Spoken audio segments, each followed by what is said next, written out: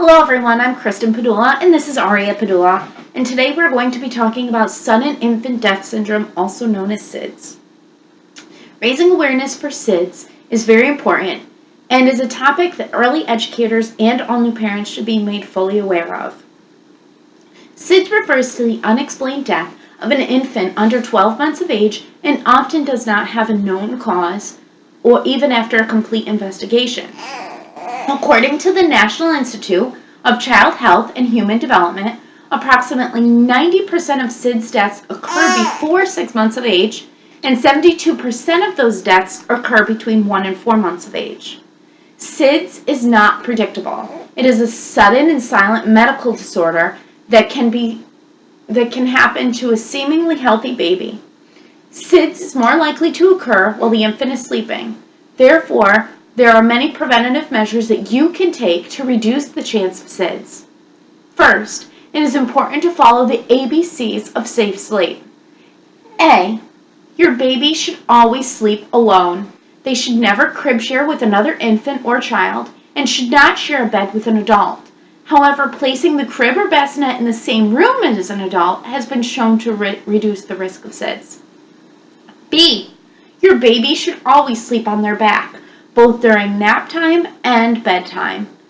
With the nationwide Back to Sleep campaign of 1994 raising significant awareness about SIDS, the number of SIDS-related deaths has decreased by nearly 50%. C. Your baby should always sleep in a safe crib right from the start.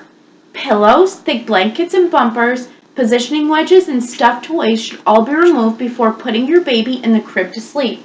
I've emptied Aria's crib here, so she has nothing inside.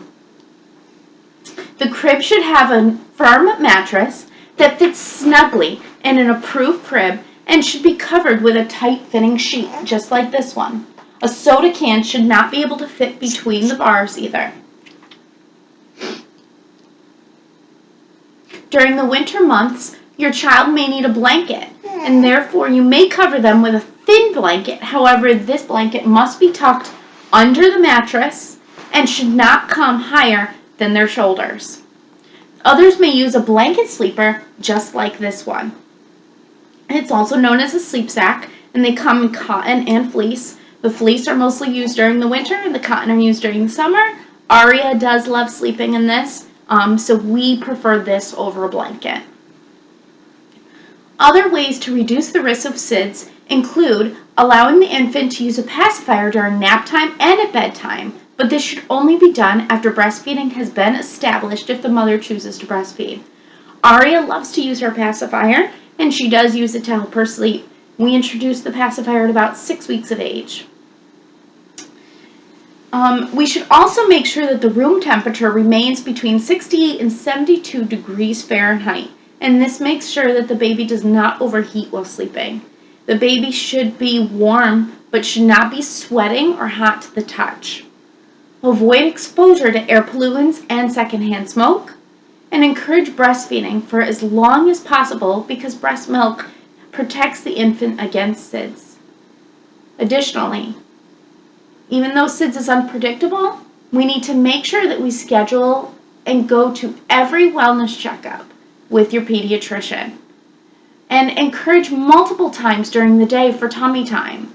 Tummy time is a great way to strengthen your infant's neck muscles and help them to move their heads from side to side. Some infants don't like tummy time, but it's definitely something that helps them get stronger. And at first, Aria didn't really like tummy time that much, but she's beginning to like it now. With the introduction of the Back to Sleep campaign, SIDS rates for the United States have dropped in all racial and ethnic groups. However, some ethnic groups, such as American Indian, Alaskan Eskimo, and African American, still are at a higher risk for SIDS. Other groups of infants that are at a higher risk for SIDS include those infants that are born prematurely, infants born at a low birth weight of 3.5 pounds or less, males, infants who have a sibling or a cousin who died from SIDS, families with low socioeconomic status, prenatal exposure to alcohol or illicit drugs such as cocaine or heroin, maternal smoking both during and after pregnancy, and infants born to teenage mothers. Remember, backs are for sleeping and tummies are for playing. I hope you've enjoyed watching this video. Thanks for watching.